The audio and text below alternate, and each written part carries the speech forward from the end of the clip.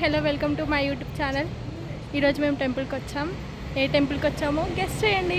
ఎవరైనా ఈ టెంపుల్ని గుర్తుపడితే కామెంట్ చేయండి. చూద్దాం ఎంతమంది కరెక్ట్గా ఈ టెంపుల్ నేమ్ చెప్తారో చూద్దాం మరి కామెంట్స్లో.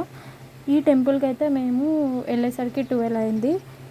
12 o'clockకి ఈ టెంపుల్ క్లోజ్ ఉంటుంది. మాకు తెలియక మేము 12కి వెళ్ళాము. 12 నుంచి ఆ రాధాకృష్ణుని చూడడానికి ఇంత దూరం వచ్చి చూడకపోతే ఎలా అని చెప్పి 12 నుంచి 4 వరకు వెయిట్ చేసి 4 o'clockకి మళ్ళీ టెంపుల్ ఓపెన్ చేస్తారు అని అక్కడ ఉన్న వాళ్ళు చెప్తే అంతసేపటి వరకు వెయిట్ చేసి ఆ దేవుణ్ణి అయితే దర్శించుకున్నాం.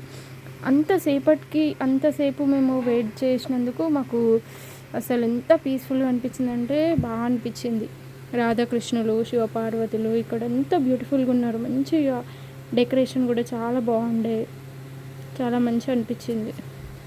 యాక్చువల్గా ఇక్కడ టైమింగ్స్ ఏంటంటే మార్నింగ్ 7 o'clock నుంచి ఆఫ్టర్నూన్ 12 o'clock వరకు ఓపెన్ ఉంటుంది. ఈవినింగ్ టైమింగ్స్ వచ్చేసి 4 o'clock నుంచి 8:30 వరకు అయితే, నైట్ 8:30 వరకు అయితే ఓపెన్ ఉంటుంది.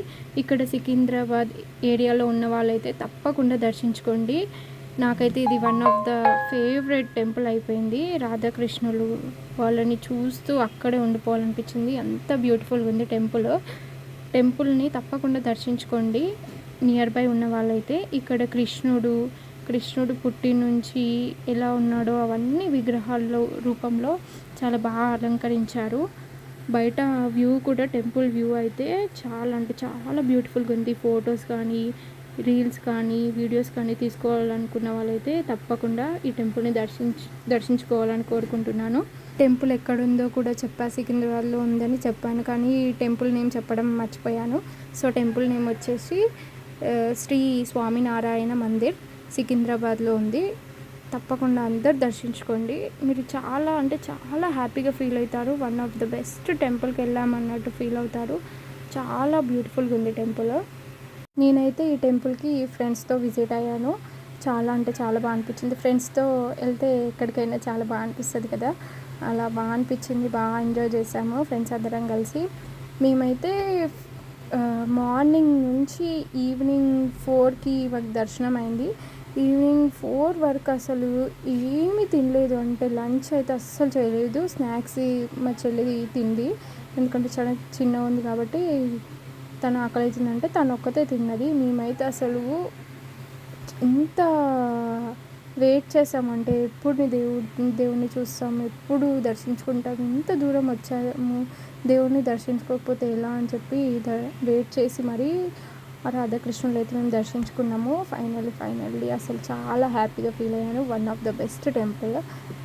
అండ్ నెక్స్ట్ వచ్చేసి మేము సికింద్రాబాద్ వెళ్ళాము. సికింద్రాబాద్లో మీరు ఇక్కడ చూడొచ్చు టెంపుల్ ఎంత బాగుంటుందంటే అన్ని దేవుళ్ళు ఉంటారు. అంటే హనుమాన్ కానీ, అయ్యప్ప స్వామి కానీ, శివుడు కానీ, అందరు దేవుళ్ళని మీరు దర్శించుకోవాలంటే ఈ టెంపుల్లో అయితే తప్పకుండా దర్శించుకోండి. మీరు సికింద్రాబాద్కి మ్యాక్సిమం వెళ్తారు కదా, అప్పుడు తప్పకుండా దర్శించుకోండి. ఇక్కడ కూడా చాలా బాగా అనిపించింది. మేము ఇది ఈవినింగ్ టైంలో దర్శించుకున్నాము. షాపింగ్కి వెళ్ళేటప్పుడు ఇక్కడ కూడా దేవుణ్ణి దర్శించుకుంటే బాగుంటుంది కదా అని చెప్పేసి ఇక్కడైతే దర్శించుకున్నాము. ఇక్కడ హనుమాన్ చూడండి. ఈ టెంపుల్ నేమ్ ఏంటి అంటే శ్రీ గణేష్ టెంపుల్. ఈ టెంపుల్ వచ్చేసి సికింద్రాబాద్ రైల్వే స్టేషన్ పక్కనే ఉంటుంది. అక్కడ మీరు ఎవరిని అడిగినా కానీ తప్పకుండా చెప్తారు టెంపుల్ నేమ్. మీరు చెప్తే వాళ్ళు తప్పకుండా అడ్రస్ చెప్తారు మీకు. చాలా పీస్ఫుల్గా ఉంటుంది. అన్ని దేవుళ్ళని దర్శించుకోవాలని అనుకుంటే మాత్రం ఈ టెంపుల్కి వచ్చేసి అయితే దర్శించుకోవచ్చు. ప్రతి ఒక్క దేవుణ్ణి మీరు దర్శించుకుంటారు. ఇక్కడ చూడండి వెంకటేశ్వర స్వామిని అయితే, అయ్యప్ప స్వామి, వీళ్ళందరినీ దర్శించుకున్నాం మేము. చాలా అంటే చాలా లేట్ అయింది అప్పటికి. అయినా సరే ఇంత దూరం వచ్చి ఇక్కడ అందరు దేవుళ్ళని దర్శించుకోకపోతే ఎలా అని చెప్పి అందరు దేవుళ్ళని దర్శించుకొని ప్రసాదం తీసుకొని మళ్ళీ షాపింగ్కి రిటర్న్ అయ్యి షాపింగ్ చేసుకొని అయితే మేమైతే వాడిపోయినాయి పాపం చూడండి.